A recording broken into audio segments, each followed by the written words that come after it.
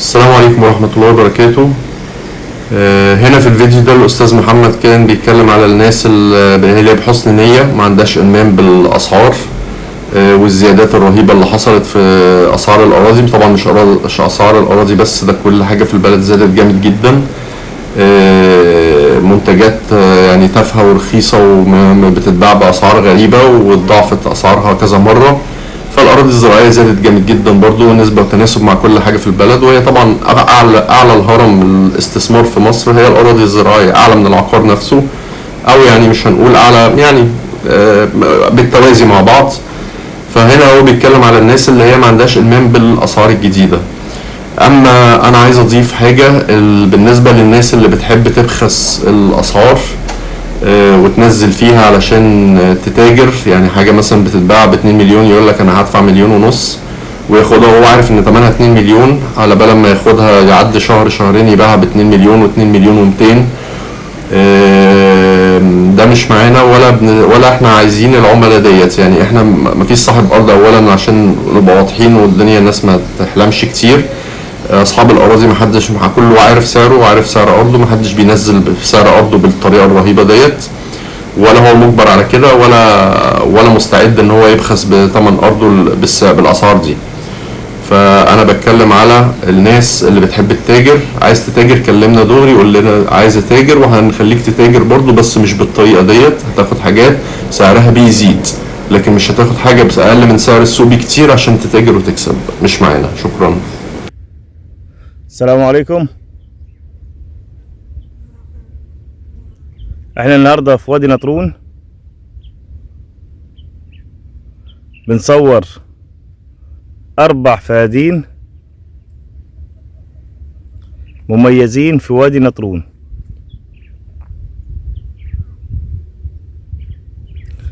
4 فدادين مزروعين زيتون، واي عميل بيسمع كلمة زيتون بيقول لك الارض وحشة. الارض مش وحشة، والزيتون دلوقتي احسن من الفاكهة. لو حضرتك متابع اسعار الزيتون واسعار الفاكهة، الزيتون بسم الله ما شاء الله، ومزروعة برسيم حجازي. ده البرسيم الاخضر، وهنوريكم هو دلوقتي عمل الارض كلها برسيم، واللي متكوم ده كله برسيم حجازي ناشف حشه ومجهزه. في نقطة صغيرة بس عاوز اتكلم فيها، بس محدش يزعل مني. دلوقتي الارض دي 4 فدان، وهوريكم على المميزات اللي فيها، ومطلوب فيها 1,300,000. اول ما هنزلها في عملاء بيكلموني يقول لي انا شاري، من غير ما يجي يبص على الموقع ولا يبص على الارض ولا يبص على اي حاجة. 600,000 النص على طول. طب انت جيت بصيت على الموقع، بصيت على ورق الارض، بصيت على اي حاجة؟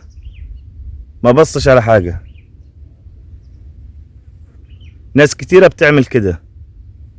انا عاوزك تنزل تيجي تشرب كوباية شاي او تتغدى، تاخد الواجب بتاع حضرتك وتيجي تبص على الارض على الطبيعة. ما تديش اسعار وانت موجود مكانك. النزلة مش هتكلفك اي حاجة. محدش يزعل مني يا جماعة. ناس كتيرة بتكلمني وما بتجيش اصلا، وانا ما ينفعش الراجل طلب 1 او 2 مليون او 3 مليون نقول له لا معايا واحد يشتري نص السعر. ده ما يرضيش ربنا. ملوحة المية 1,500 بتمشي عليها الزراعات كلها. هي المانجا العنب حاجات مميزة اللي ما بتمشيش فيها الزراعات في المية دي، باقي الزراعات كلها بتمشي. فدان البرسيم الحجازي لو انتوا متابعين برضو كل 25 يوم بيجيب لك 10,000 جنيه. برسيم الحجازي كل 25 يوم بيجيب لك 10,000 جنيه، ومصاريفه على قد الايد. الارض دي فيها عنبرين جاهزين للشغل، وفيها استراحة على دورين، الدور الاول للعامل والدور الثاني لصاحب الارض. اهي الارض كلها متخططة، وهو جاهز بيزرع برسيم، ويزرع برسيم غمر.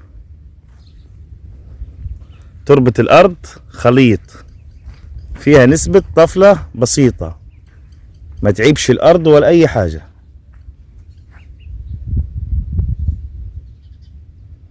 اهو مخططة كلها عشان يزرع برسيم حجازي. اهو اللي ماشي جنبي ده كله ده برسيم حجازي مشون، بيعمل بال وبيطلع يبيع. الطن ب5000 جنيه. ارض فيها محول كهرباء 50 خاص بالارض، محول كهرباء 50 كيلو. برضو مفكركم بسعر الارض 1,300,000. في الانشاءات اللي على الارض ولا حاجة. لو جيت تبص الاسمنت دلوقتي عامل كام؟ النهاردة عامل 5000 جنيه طن الاسمنت. الطوب وصل 2500. لو جيت احسبها لك سعر الارض هيعدي. بس انا معايا عرض النهاردة في انشاءات حلوة ومطلوب فيه 1,300,000. ده عنبر هنروح نصوره دلوقتي ونصور العنابر التانية.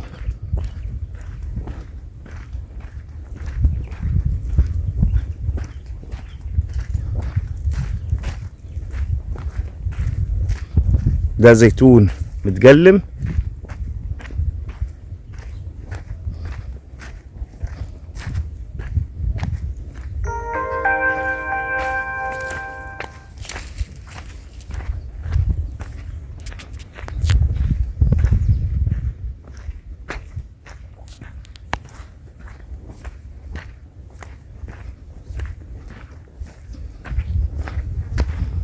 أرض برضو جميع الخدمات جنبك. ورق الأرض جمعية زراعية مخلص مع الدولة، واخد للعقد الابتدائي ومستني ياخد العقد النهائي بتاع الأرض. ده البير بتاع الأرض.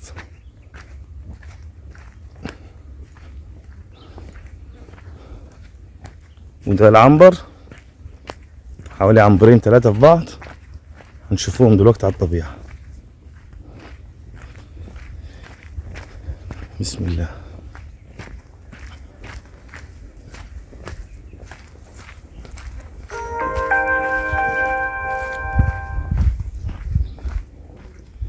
اول حاجة ده الملعب اللي احنا دخلنا ده، وده عنبر صغير.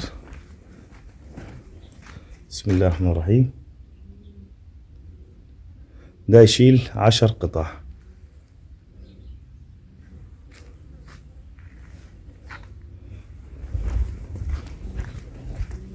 ودي اوضة للحمام. طبعا الحمام ما ينفعش حد يدخل عليه. ودي عنبر تاني يشيل له حوالي 15 راس.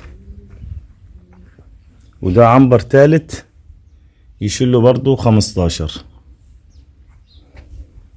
في عنبر تاني يشيل حوالي 40 أو 50. الاستراحة دي مش شطبة تشطيب حلو،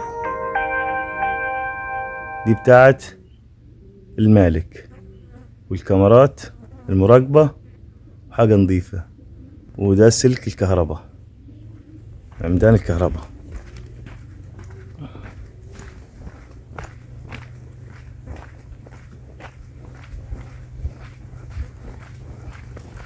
نروح نبص على العنبر التاني.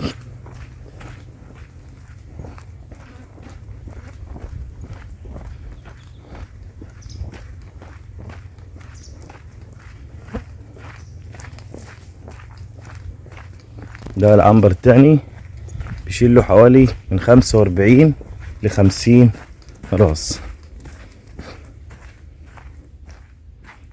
ده عنبر كبير اهو.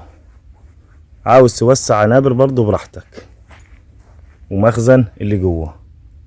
ارض يا جماعة في موقع ممتاز، سعر محترم.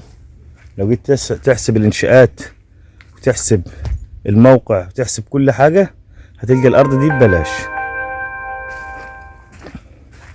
يا رب الفيديو يكون عجبكم، محدش يزعل من حاجة، انا بتكلم معاكم بوضوح. السلام عليكم.